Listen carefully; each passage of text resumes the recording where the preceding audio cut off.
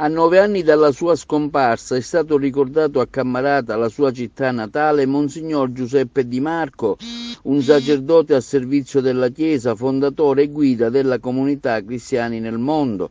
L'iniziativa è stata promossa dal Centro di Bioetica Evangelium Vitae, guidata dal professor Enzo Di Natali, e si è svolta nella chiesa di San Domenico nell'ambito degli incontri con i testimoni del Vangelo. A ricordare la figura di Monsignor Di Marco anche la parlamentare regionale onorevole Margherita La Rocca Ruvolo.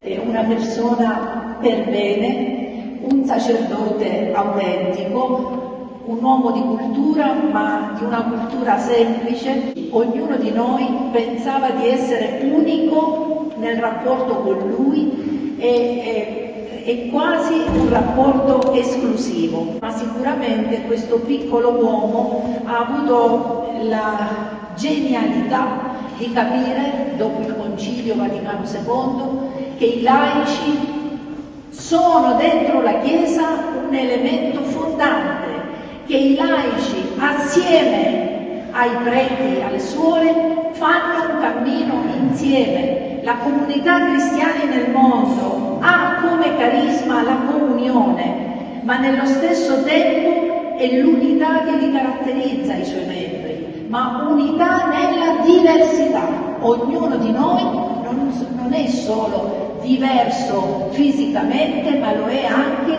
per il carisma che incarna e vive nel quotidiano.